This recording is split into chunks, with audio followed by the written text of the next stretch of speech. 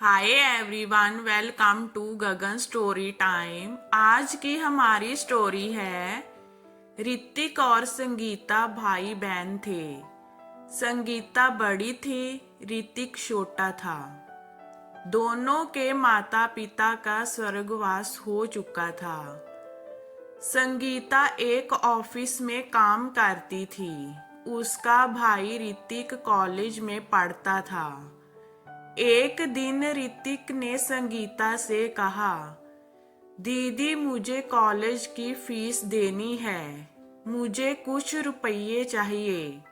संगीता ने कहा, अभी तो मेरे पास पैसे नहीं है, कल तक मैं तुझे पैसे दे दूंगी। संगीता ऑफिस से एडवांस मांग कर ऋतिक को पैसे देती है। वह अपने भाई को अफसर बनाना चाहती थी, इसीलिए वह दिन में ऑफिस में काम करती थी और शाम को एक घर में काम करती थी। कुछ दिन बाद ऋतिक की पढ़ाई पूरी हो गई। एक दिन ऋतिक ने घर आकर संगीता को बताया, दीदी मुझे बहुत बड़ी कंपनी में मैनेजर की नौकरी मिल गई। अब तुम काम करने नहीं जाओगी।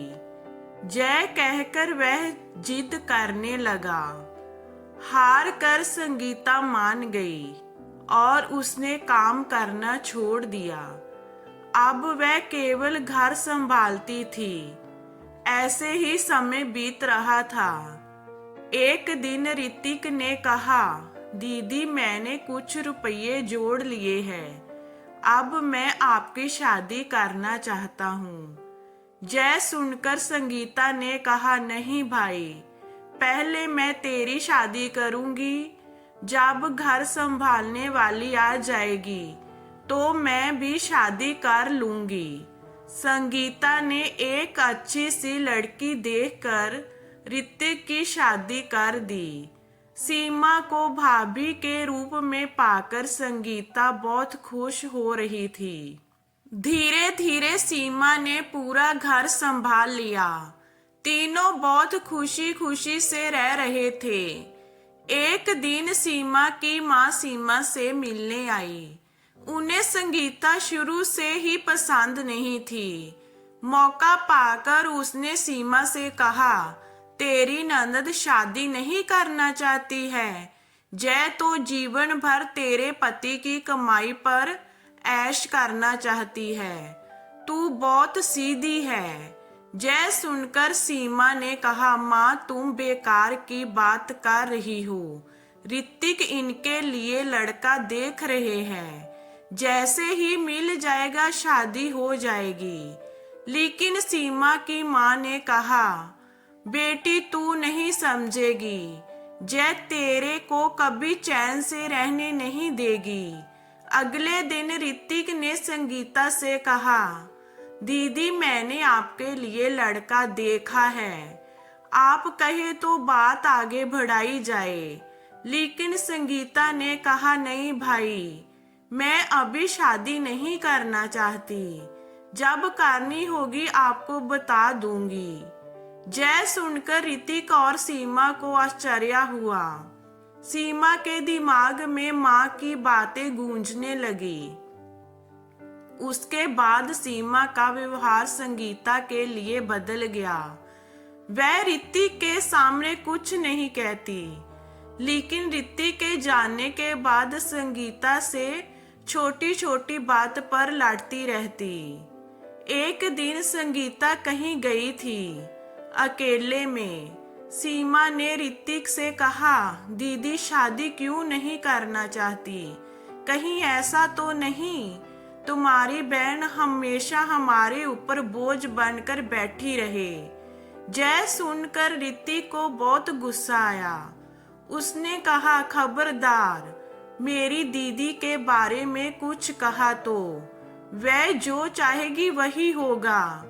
तुम्हें पता, उन्होंने अपना पूरा जीवन मुझे बड़ा आदमी बनाने में लगा दिया।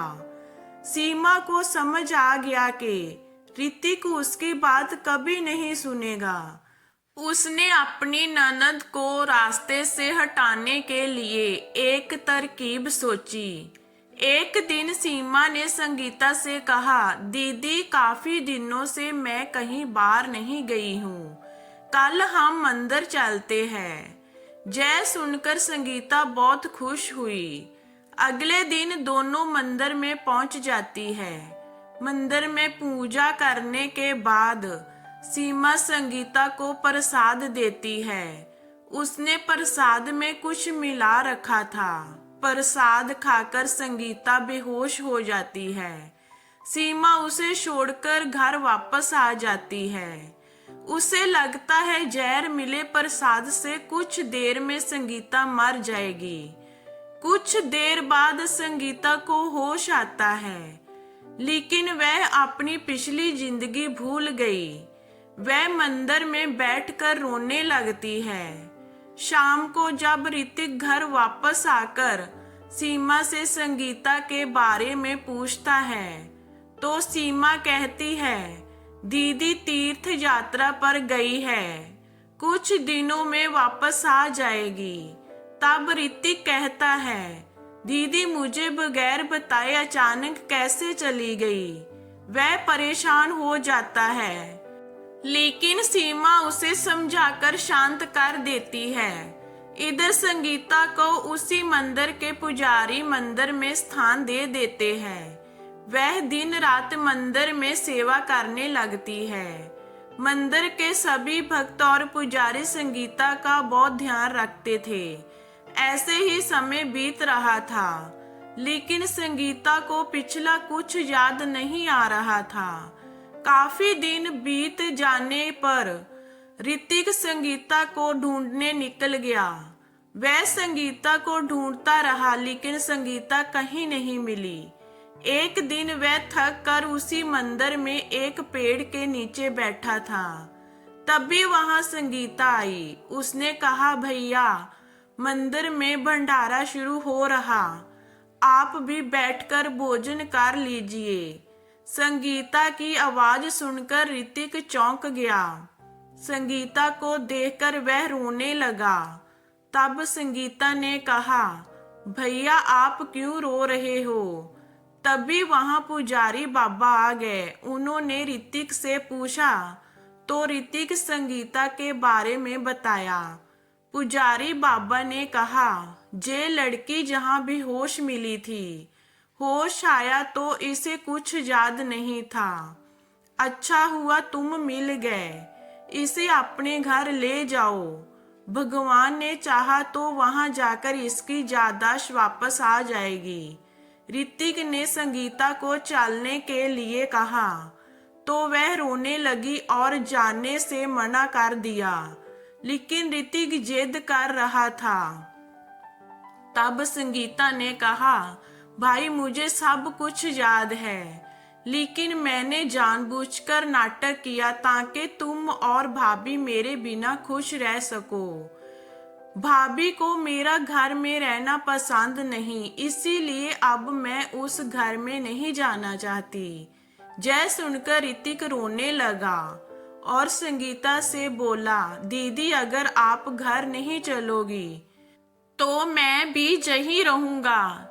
उसकी बातें सुनकर संगीता घर आने के लिए तैयार हो गई, लेकिन उसने ऋतिक से कहा, मेरी एक शर्त है, तुम भाभी पर गुस्सा नहीं करोगे। ऋतिक मान गया और संगीता को लेकर घर आ गया। संगीता को देखकर सीमा सहम गई। वह रोने लगी और उसने ऋतिक और संगीता से माफी मांगी। संगीता के कहने पर ऋतिक ने उसे माफ कर दिया। कुछ दिन बाद संगीता ने शादी कर ली और अपने ससुराल विदा हो गई। तो ये हमारी स्टोरी आपको कैसी लगी हमें कमेंट में बताइए।